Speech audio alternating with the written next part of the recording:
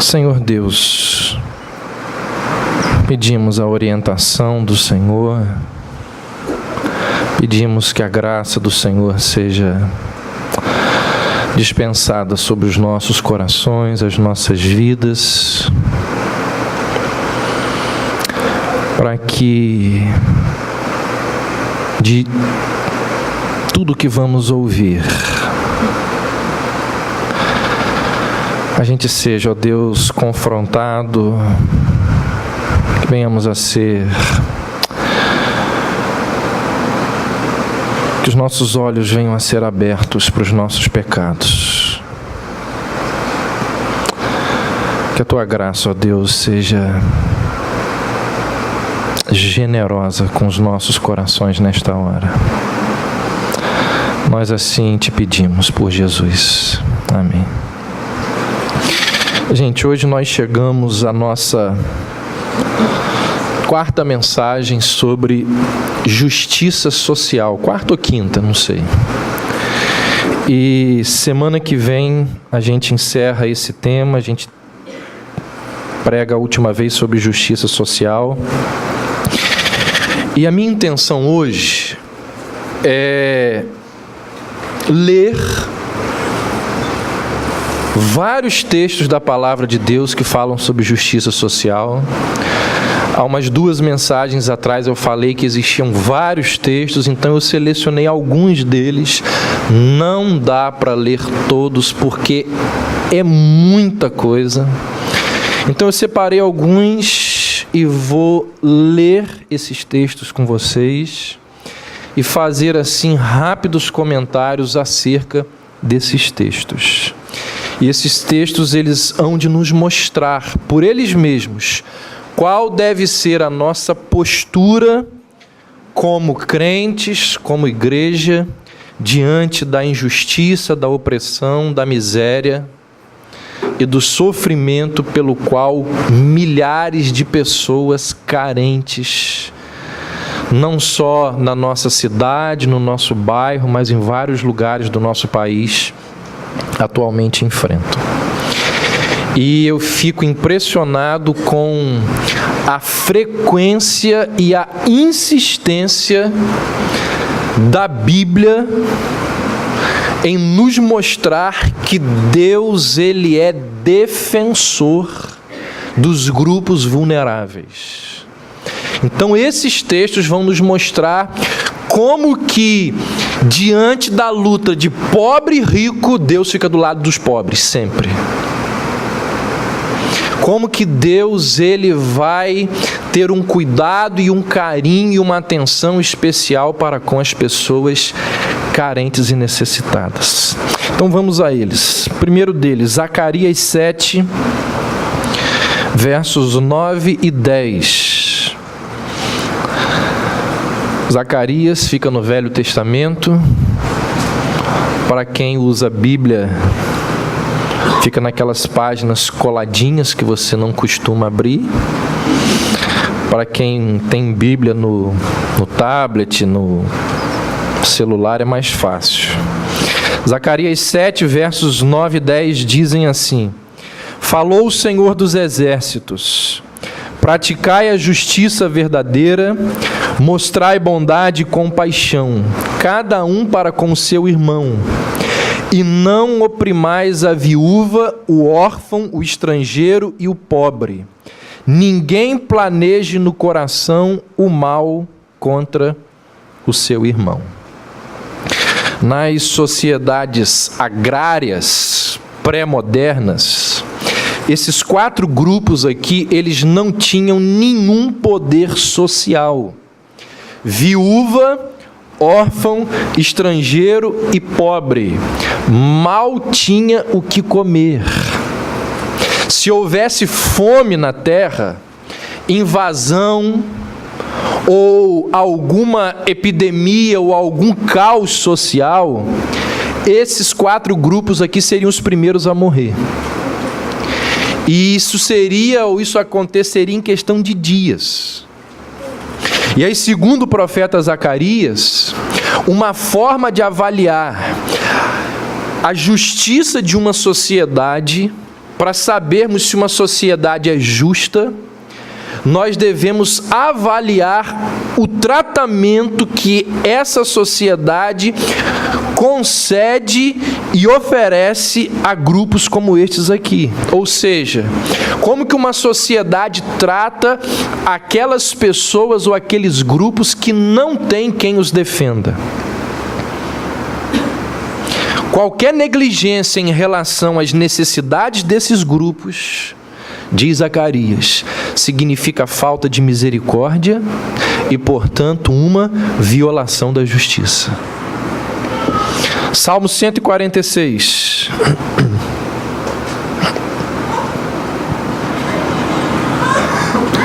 Salmo 146, versos 7, 8 e 9. Defenda os oprimidos e dê alimento aos famintos. O Senhor liberta os encarcerados. O Senhor abre os olhos aos cegos. O Senhor levanta os abatidos. O Senhor ama os justos. O Senhor protege os peregrinos e ampara o órfão e a viúva, mas transtorna o caminho dos ímpios. Gente, em vários momentos nas Escrituras, Deus é apresentado como Pai dos órfãos e Juiz das viúvas. Esses dois títulos, eles correm as Escrituras acerca de Deus. Nós conhecemos muito bem os outros títulos, Emanuel, Deus conosco. Nós conhecemos vários outros títulos que são atribuídos a Deus, porque normalmente esses títulos trazem consolo ao nosso coração. Mas junto com esses títulos, ou muito mais vezes aparece esses títulos aqui para Deus nas Escrituras: Pai dos órfãos e Juiz das viúvas. Ou seja, a Bíblia mostra que Deus, ele defende quem tem menos poder econômico e social. E o motivo pelo qual Deus faz isso é porque não há quem defenda essas pessoas aqui na terra. É óbvio, é claro, eu sei disso, que os ricos aqui no mundo também sofrem injustiças. No entanto, é mais fácil praticar injustiça contra quem não tem condições financeiras de se defender do que contra o rico. Os pobres não têm condições, por exemplo, de contratar um bom advogado de alto nível. Um bom advogado, um advogado de alto nível. Os pobres, eles não possuem influência e conhecimento em vários setores da sociedade que podem facilitar a vida deles.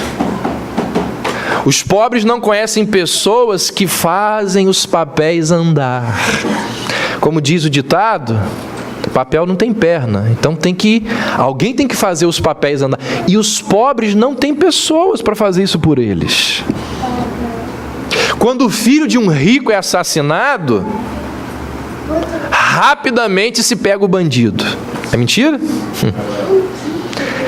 As investigações, elas andam de uma forma impressionante, muito mais rápido que o normal. Agora, quando o filho do pobre é assassinado, muitas vezes o crime sequer é investigado. Vai para a gaveta. Então, como os oprimidos pelo poder abusivo não têm quase poder nenhum, a Bíblia diz assim: Deus protege e Deus é juiz dessas pessoas. É interessante que lá em Provérbios 31, a mãe do rei Lemuel, o último provérbio do livro de Provérbios, é um conselho da mãe de um rei que dá orientações ao filho em como governar a nação. E ali, nos vários conselhos que a mãe do rei Lemuel oferece a ele, ela vai dizer lá em Provérbios 31, 8: abre a tua boca em favor do mudo, em favor do direito de todos os desamparados. ela sabia que esses dois grupos não teriam pessoas para defender essas pessoas. Deuteronômio 4, abra aí.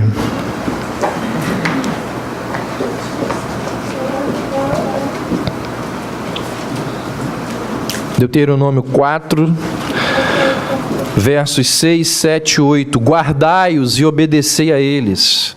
Assim a vossa sabedoria e o vosso entendimento serão vistos pelos povos, que ouvirão todos estes estatutos e dirão: esta grande nação é realmente um povo sábio e inteligente. Pois que grande nação tem deuses tão próximos quanto o Senhor está de nós, todas as vezes que o invocamos.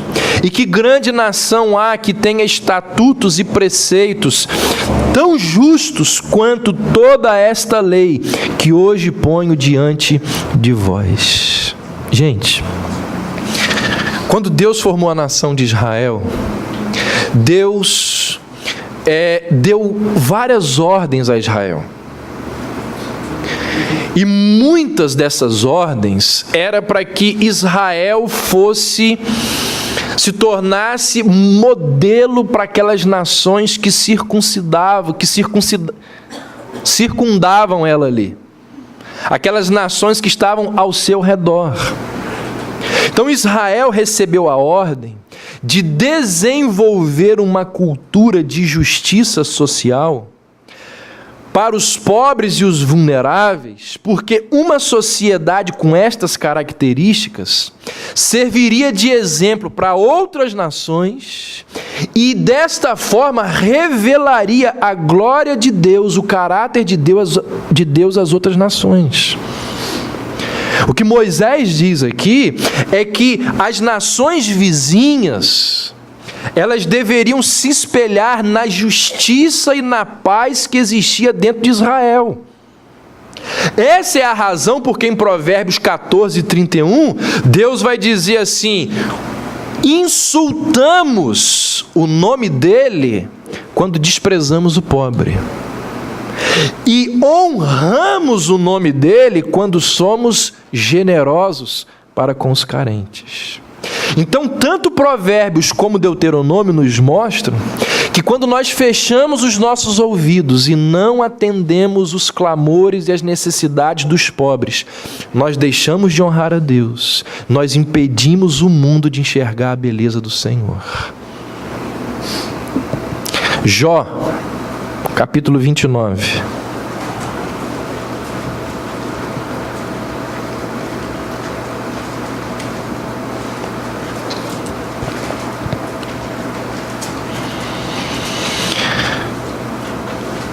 Do verso 12 ao 17. Porque eu livrava o pobre que clamava e o órfão que não tinha quem o socorresse. A bênção do que estava para morrer vinha sobre mim. E eu fazia alegrar-se o coração da viúva. Eu me vestia de retidão, que me servia de vestimenta. A minha justiça era como manto e diadema. Eu era os olhos do cego e os pés do aleijado. Era pai dos necessitados e examinava com dedicação a causa dos desconhecidos. Quebrava os caninos do perverso e arrancava-lhes a presa dos dentes. Capítulo 31, 2 capítulos depois, a partir do verso 13. Se desprezei o direito do meu servo ou da minha serva, quando eles defenderam sua causa para comigo, então que faria eu quando Deus se levantasse? Que lhe responderia quando me viesse indagar? Aquele que me formou no ventre, não fez também o meu servo? Não foi o mesmo que nos formou no útero? Se tenho negado aos pobres o que desejavam, ou feito desfalecer os olhos da viúva, ou se tenho comido sozinho o meu alimento, e dele o órfão não participou, apesar de que, desde a minha mocidade, o órfão cresceu comigo, como se eu fosse o seu pai, e tenho guiado a viúva desde o ventre de minha mãe. Se vi alguém morrer por falta de roupa ou necessitado não ter com que se cobrir, se no íntimo ele não me abençoou, se não se aqueceu com as lãs dos meus cordeiros, se levantei a mão contra o órfão, porque no tribunal eu tinha apoio, então que o meu braço caia do ombro e se rompa da articulação, pois a calamidade vinda de Deus seria terrível para mim, e eu não poderia suportar a sua majestade. Se coloquei a esperança no ouro, ou disse ao ouro refinado, tu és a minha confiança. Se me alegrei por ser muito rico e por ter conquistado grandes coisas, se olhei para o sol quando brilhava, ou para a lua quando ela caminhava em esplendor, e o meu coração foi enganado em segredo, e a minha mão mandou beijos de veneração, isso também seria um mal a ser punido pelos juízes, pois assim eu teria negado a Deus que está lá em cima. Até aí. O que Jó nos diz aqui? Perceba que na consciência de Jó, deixar de fazer o bem a qualquer semelhante era uma ofensa grave a Deus. Algumas frases desse texto de Jó aqui merecem ser grifadas, merecem um destaque. Por exemplo, no verso 12 ele diz assim: eu acabava com o poder dos exploradores e livrava das suas garras a vítima. Ou seja, o que Jó fez? Ele confrontou quem explorava as pessoas vulneráveis. Ele confrontou aqueles que faziam mal aos necessitados, ou que não ligavam para os necessitados. Se Jó vivesse hoje, sabe o que Jó ia fazer?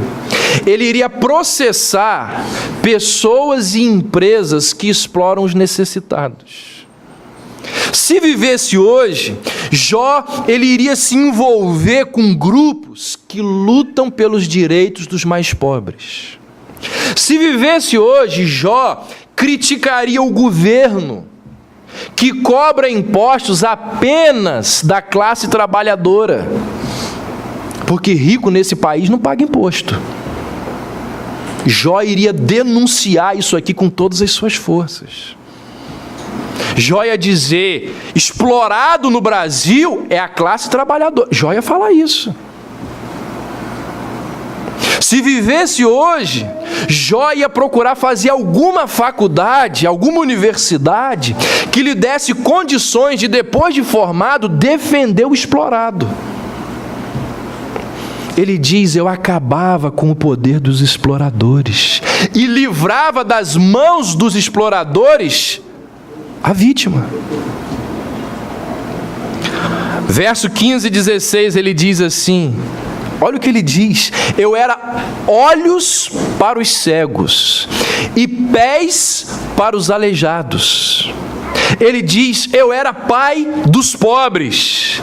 Alguém já ouviu essa expressão aqui? Você já deve ter ouvido a expressão pai dos pobres ser dita ou usada para quem? Getúlio Vargas. Vargas ficou assim conhecido, pai dos pobres. Só que a Bíblia diz que o primeiro pai dos pobres foi Jó. Pai dos pobres. Essa expressão mostra que Jó sabia perfeitamente o que hoje nós chamamos de justiça primária. O que é justiça primária? É aquela que toma providências para que o pobre tenha o básico para se viver. Jó tinha atitudes que auxiliavam aquele que está passando por necessidades, aquele que é carente, lá nas suas angústias. E agia rápido. Porque, como dizia Betinho, quem tem fome tem pressa. Se ele vivesse nos dias de hoje, traduzindo para você, sabe o que ele ia fazer?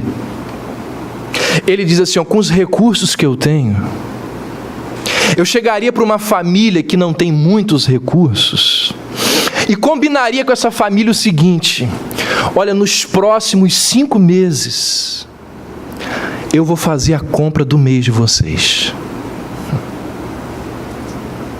Nos próximos 8 meses, eu vou pagar o plano de saúde do seu filho. nos próximos 6 meses, você pode me entregar a conta de luz e a conta de água da sua casa que eu vou pagar. No final do ano, ele chegaria para aquela família carente e diria o seguinte: olha, seu filho nunca estudou numa escola particular? A partir de janeiro eu estou pagando 1 ano de uma boa escola para ele estudar ano que vem.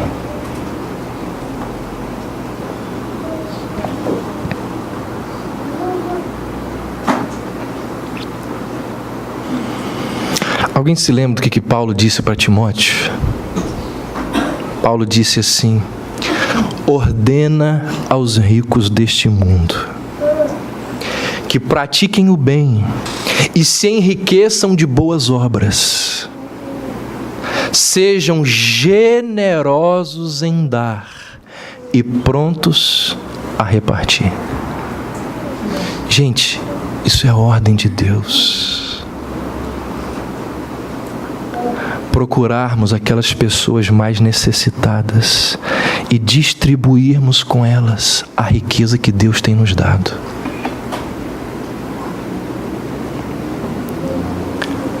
Verso 16 do capítulo 31, Jó diz assim: não neguei aos pobres aquilo que eles desejavam. Aqui Jó sobe um degrau. Aqui Jó vai um pouco além. O verbo desejar aqui não se refere apenas a suprir as necessidades básicas como alimento e moradia. A ideia aqui é que Jó transformava a vida do pobre em alegria.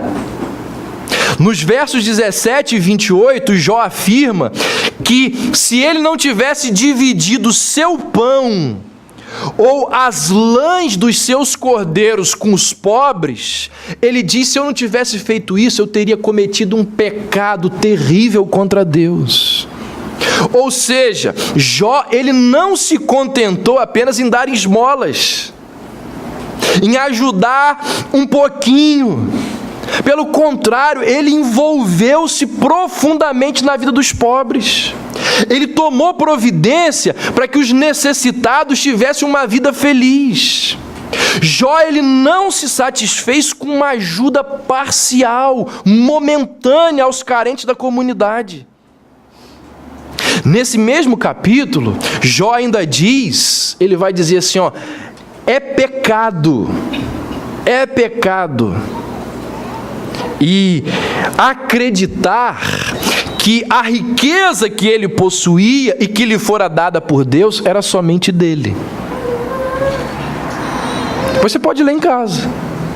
Ele diz: se eu penso que toda a riqueza que Deus me deu, se eu penso que isso é só para mim, isso é um erro, isso é um pecado. Aliás, esse é um conceito muito forte na nossa sociedade. Muito forte. O quê? Acreditar que o nosso sucesso é resultado unicamente da nossa capacidade, do nosso trabalho. A pessoa que, como diz o ditado, encostou o burrinho na sombra, ela diz assim: olha, eu trabalhei muito para chegar até aqui. E tem muita gente que trabalhou muito mais do que você e não chegou onde você chegou. Na nossa sociedade, nós acreditamos que o nosso sucesso é resultado unicamente da nossa capacidade, do nosso trabalho. Por acreditarmos nisso, acreditamos também que temos o direito de usar o nosso dinheiro como nós bem entendermos. Mas deixa eu te dar uma orientação, deixa eu te falar uma coisa aqui. Essa não é a visão bíblica acerca da forma como você deve gastar o seu dinheiro. Embora a Bíblia concorde que diligência, que trabalho seja um aspecto insubstituível no sucesso da sua vida e do seu trabalho, a Bíblia nunca diz que sucesso, que trabalho e diligência é a causa principal. A Bíblia diz que o seu sucesso não está relacionado apenas à capacidade, esforço, diligência e trabalho. Se você nascesse lá no alto da montanha do Tibete, no século XIII, e não num país ocidental, você não veria muito resultado dos seus esforços, por mais que você trabalhasse. Você poderia ter um dom enorme, trabalhar muito, você não veria resultados. Então, se você tem dinheiro, e se você tem posição social hoje, isso se deve não apenas ao seu trabalho e não apenas à sua capacidade. Isso se deve também ao país no qual você nasceu, à região do país na qual você nasceu. Isso se deve às pessoas que foram colocadas por Deus diante de você num determinado momento da sua vida, que abriram portas para você, que te orientaram. Isso se deve à influência de amigos, de parentes, de professores e de tantas outras pessoas que exerceram influência sobre a sua vida. Isso se deve à sua saúde. Isso se deve aos dons e habilidades que chegaram até você pela graça de Deus. Então, no fim das contas, todos os seus recursos são presentes de Deus. Foi Deus quem lhe deu. Foi Deus que te deu capacidade de você chegar onde chegou. Sabe quem era o homem mais rico de Israel no auge, num dos momentos mais gloriosos de Israel? Davi. E o rei, ele percebeu exatamente isso que eu estou falando. E aí ele faz uma oração que é relatada lá em 1 Crônicas 29, onde ele diz assim: ó Senhor, tua é a grandeza, o poder, a glória, a vitória e a majestade, porque tudo quanto há no céu e na terra é teu. Ó Senhor, o reino é teu, não é meu, e tu te exaltaste como chefe sobre todos. Tanto riquezas como honras vêm de ti. Tu dominas sobre tudo, e há força e poder na tua mão. Na tua mão está a exaltação e o fortalecimento. E aí, depois de reconhecer, ele diz: agora, graças te damos e louvamos o teu glorioso nome, ó nosso Deus. Mas quem sou eu? E quem é o meu povo? Para que pudéssemos fazer ofertas tão voluntariamente? Porque tudo vem de ti, e damos a ti aquilo que é teu. Gente, Davi era um homem rico, só que ele não enxergava a riqueza que possuía como dele. Ele dizia: a riqueza que eu tenho foi o Senhor que me deu, e eu devo usar essa riqueza de forma que ela louve ao Senhor, de forma que ela honre ao Senhor. Se isso é verdade, e se tudo que nós lemos até aqui também é verdade, não compartilhar os bens com os pobres é injustiça e pecado.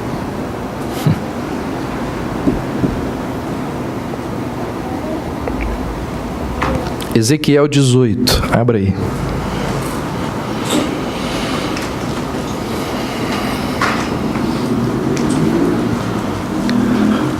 Ezequiel 18, o início do verso 5, aí a gente pula para o verso 7 e 8.